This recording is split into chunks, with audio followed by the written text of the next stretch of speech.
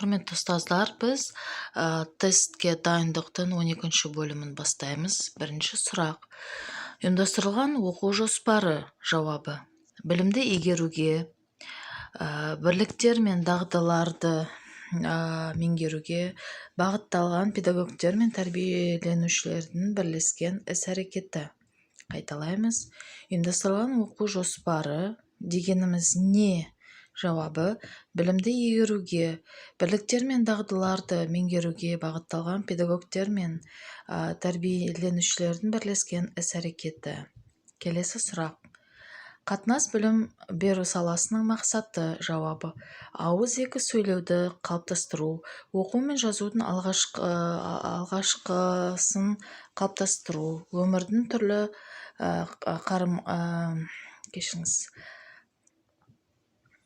қарым-қатынаста қандай дағдыларын игеру, қарым-қатынастарында қандай да бір дағдыларын игеру. Қайталаймыз. Қатынас білім беру саласының мақсаты. Жауабы: ауызекі сөйлеуді қалыптастыру, оқу мен жазудың алғашқыларын қалыптастыру, өмірдің түрлі қарым-қатынастар қандай да бір жағдайларын, дағдыларын игеру. Мына жақта көп қысқартып тастапты, сондықтан да қателесіп отсам кішкене ренжімеңіздер. Келесі сұрақ. Орта жас 3 жастан бастап. Жауабы: жеке бас гигиеналарының ережелерін біледі және орындайды. Қайталаймыз. Орта жас, яғни 3 жастан бастап. Жауабы: бала не істей алу керек, не білу керек деген сияқты, қандай дағдыларды игеру керек деген сұрақ қойылды. Жауабы: жеке бас гигиеналарын ережелерін біледі және орындайды. Келесі сұрақ. Негізгі қимыл түрлерін орындаудың қарапайым дағдыларын меңгереді. Жауабы: орта жас 3 жастан бастап. Қайталаймыз. Негізгі қимыл түрлерін орындаудың қарапайым дағдыларын меңгереді. Жауабы: орта жас 3 жастан бастап. Келесі сұрақ. Таным білім беру саласының мақсаты. Жауабы: мектепке дейінгі баланың жеке тұлғасын қоршаған әлеммен іс-қимыл жасауды, танымдық іс-әрекетінің қарапайым дағдыларын меңгеру. Қайталаймыз. Таным білім беру саласының мақсаты. Жауабы: мектепке дейінгі баланың жеке тұлғасын қоршаған әлеммен іс-қимыл жасауды, танымдық іс-әрекеттің қарапайым дағдыларын меңгеру. Келесі сұрақ. Ерте жас. Жауабы: қатар тұрып ойнай алады, кеңістіктегі ашық, зейін аударатын заттарды өз бетінше таба алады. Қайталаймыз. Ерте жаста. Жауабы: ерте жастағы бала қандай дағдыларды игеру керек деген сұрақ қысқаша жазылып тұр. Жауабы: ерте жаста балалар қатар тұрып ойнай алады, кеңістіктегі ашық, зейін аударатын заттарды өз бетінше таба алады. Келесі сұрақ. Үлгілік оқу жоспары. Жауабы: жас топтары бойынша бір аптада ұйымдастырылған оқу қызметінің ұзақтығын көрсететін құжат. Қайталаймыз. Үлгілік оқу жоспары дегеніміз. Жауабы: жас топтары бойынша бір аптада ұйымдастырылған оқу қызметінің ұзақтығын көрсететін құжат. Келесі сұрақ. бір жаста бала. Жауабы: өз еркімен қасықпен тамақ ішеді, үлкендердің көмегімен киінеді, түбекке сұранады және оның уақытын біледі. Қайталаймыз. бір жастағы бала өз еркімен қасықпен тамақ ішеді, үлкендердің көмегімен киінеді, түбекке сұранады және оның уақытын біледі. Келесі сұрақ. Нәрестелік жас. Жауабы: туғаннан бастап. Нәрестелік жас туғаннан бастап. Келесі. Бөбек жасы. Туылғаннан, яғни 0 жастан 3 жасқа дейін. Бөбек жасы 0 жастан 3 жасқа дейін. Келесі сұрақ.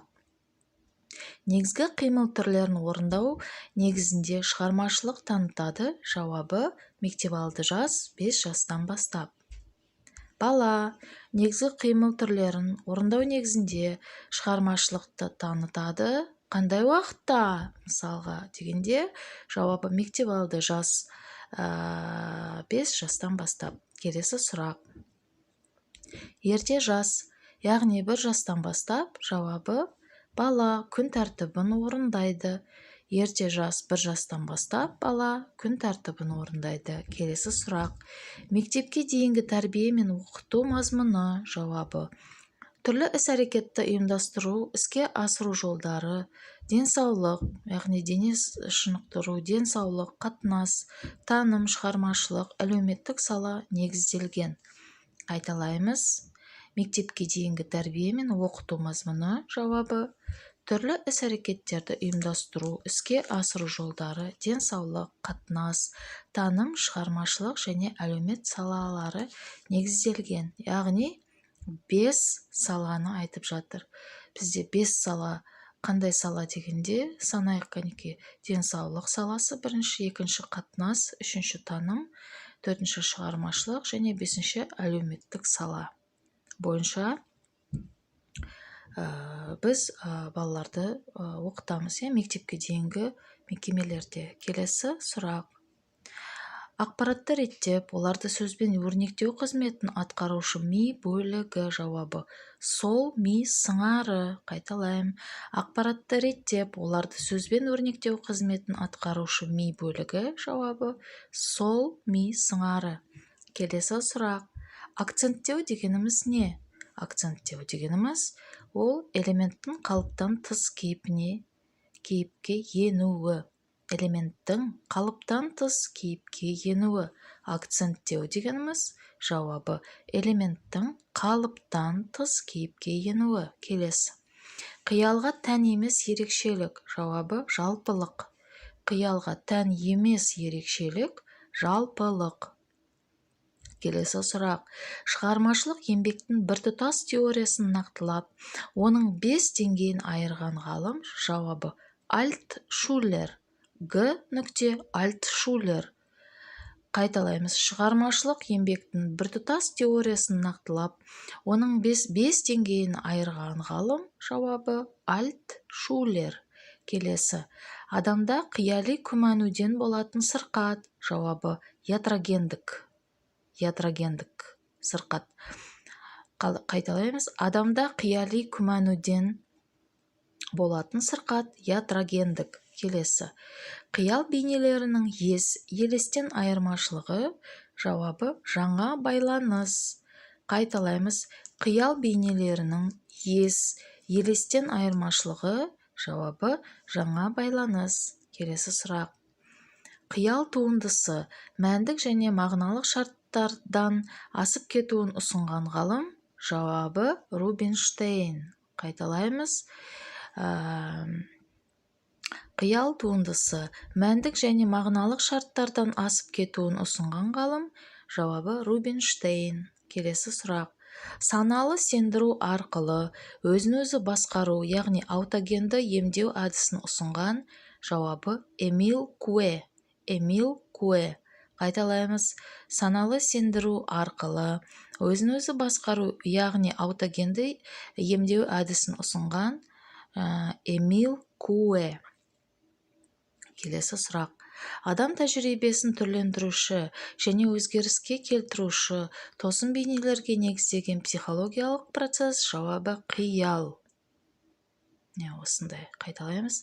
Адам тәжірибесін түрлендіруші және өзгеріске келтіруші тосын бейнелерге негізделген психологиялық процесс. Жауабы. Қиял. Әрі қарай. Ақылдан ажыралған фантазия құбыжық пікірінің авторы Гойя. Ақылдан ажыраған фантазия құбыжық пікірінің авторы Гойя. Әрі қарай. Қиялдың ойлаудан ерекшелігі. Жауабы. Нақты бейнелігі. Қиялдың ойлаудан ерекшелігі. Оның нақты бейнелігі. Әрі қарай. Ойлап табушы бұл бұрыннан белгілі жабдықтардан жаңа құрылым түзуші адам деген ғалым. Эйнштейн. Альберт Эйнштейн. Қайталаймыз. Ойлап табушы бұл бұрыннан белгілі жабдықтардан жаңа құрылым түзуші адам деген ғалым. Альберт Эйнштейн. Келесі сұрақ. Алдағы іс-әрекет өнімін болжастыруға мүмкіндік ашушы психологиялық процесс. Жауабы. Қиял. Қайталаймыз. Алдағы іс-әрекет өнімін болжастыруға мүмкіндік ашушы психологиялық процесс. Жауабы қиял. Әрі қарай. Қиялдан болатын дидактогендік аурудың себебі. Жауабы педагог мәдениетсіздігі. Қайталаймыз. Қиялдан болатын дидактогендік аурудың себебі. Жауабы педагог мәдениетсіздігі.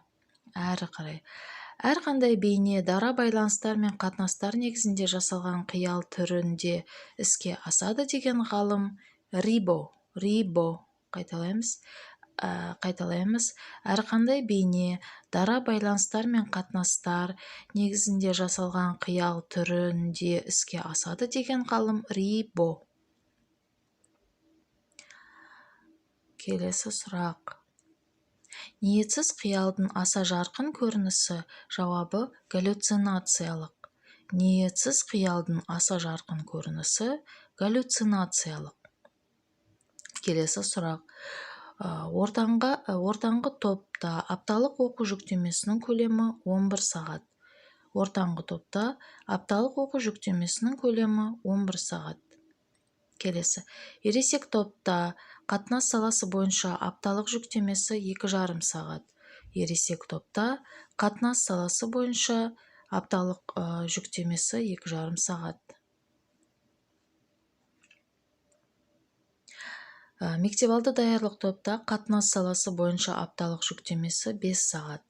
Мектепалды даярлық топта қатынас саласы бойынша апталық жүктемесі 5 сағат.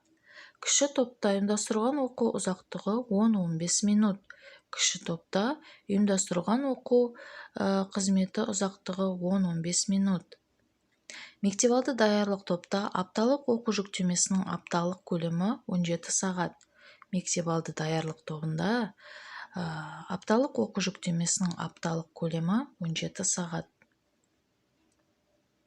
Ортаңғы топта қатынас саласы бойынша апталық жүктемесі 2 сағат. Ортаңғы топта қатынас саласы бойынша апталық жүктемесі 2 сағат. Ортаңғы топта шығармашылық саласы бойынша апталық жүктемесі 3 сағат. Ортаңғы топта шығармашылық саласы бойынша апталық жүктемесі 3 сағат. Ерте жаста қатынас саласы бойынша апталық жүктемесі 1 сағат. Ерте жас топтарда қатынас саласы бойынша апталық жүктемесі 1 сағат. Ересек топтарда әлеумет саласы бойынша апталық жүктемесі 0,5 сағат. Ересек топтарда әлеумет саласы бойынша апталық жүктемесі 0,5 сағат. Ортаңғы топтарда әлеумет саласы бойынша апталық жүктемесі 0,5 сағат. Ортаңғы топта әлеумет саласы бойынша апталық жүктемесі 0,5 сағат. Ортаңғы топта ұйымдастырылған оқу қызметі ұзақтығы 15-20 минут. Орта топтарда ұйымдастырылған оқу қызметінің ұзақтығы 15-20 минут. Ерте жас тобында таным саласы бойынша апталық жүктемесі 1 сағат. Ерте жас тобында таным саласы бойынша апталық жүктемесі 1 сағат. Ересек топтарда шығармашылық саласы бойынша апталық жүктемесі 3,5 сағат. Ересек топтарда шығармашылық саласы бойынша апталық жүктемесі 3,5 сағат. Ерте жас топтарда ұйымдастырылған оқу қызметінің ұзақтығы 7 минут 10 минут. Ерте жас топтарда ұйымдастырылған оқу қызметінің ұзақтығы 7-10 минут. Кіші топтарда қатынас саласы бойынша апталық жүктемесі 1 сағат. Кіші топтарда қатынас саласы бойынша апталық жүктемесі 1 сағат. Кіші топтарда шығармашылық саласы бойынша апталық жүктемесі 3 сағат. Кіші топтарда шығармашылық саласы бойынша апталық жүктемесі 3 сағат. Кіші топтарда апталық жүктемесінің көлемі 9 сағат. Кіші топтарда апталық жүктемесінің көлемі 9 сағат. Ересек топтарда ұйымдастырылған оқу қызметінің ұзақтығы 20-25 минут. Ересек топтарда ұйымдастырылған оқу қызметінің ұзақтығы 20-25 минут. Кіші топтарда таным саласы бойынша апталық жүктемесі 2 сағат.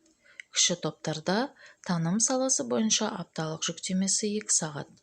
ересек топтарда апталық оқу жүктемесінің көлемі 12 сағат. Кіші топтарда таным саласы бойынша апталық жүктемесі 2 сағат. Ересек топтарда апталық оқу жүктемесінің көлемі 12 сағат. Ересек топтарда апталық оқу жүктемесінің көлемі 12 сағат. Мектепалды даярлық топтарда ұйымдастырылған оқу ұзақтығы 25-30 минут. Мектепалды даярлық топтарда ұйымдастырылған оқу қызметінің ұзақтығы 25-30 минут. Ерте жас топтарда апталық оқу жүктемесінің көлемі 7 сағат. Ерте жас топтарда апталық оқу жүктемесінің көлемі 7 сағат. Мектепалды даярлық топтарында шығармашылық саласы бойынша апталық жүктемесі 5 сағат. Мектепалды даярлық тобында шығармашылық саласы бойынша апталық жүктемесі 5 сағат.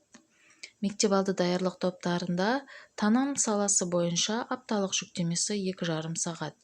Мектеп алды даярлық топтарында таным саласы бойынша апталық жүктемесі 2,5 сағат. Мектепалды даярлық топтарында әлеумет саласы бойынша апталық жүктемесі 1,5 сағат. Мектепалды даярлық тобында әлеумет саласы бойынша апталық жүктемесі 1,5 сағат. Ортаңғы топтарда таным саласы бойынша апталық жүктеме 2,5 сағат. Ортаңғы топтарда таным саласы бойынша апталық жүктемесі 2,5 сағат. Ересек топтарда таным саласы бойынша апталық жүктемесі 2,5 сағат. Ересек топтарда таным саласы бойынша апталық жүктемесі 2,5 сағат. Ерте жас топтарда шығармашылық саласы бойынша апталық жүктеме 2 сағат. Ерте жас топтарда шығармашылық саласы бойынша апталық жүктеме 2 сағат. Құрметті ұстаздар, осымен біздің 12-ші бөліміміз аяқталды. Мен сіздерге тағы да ескертіп кетейін.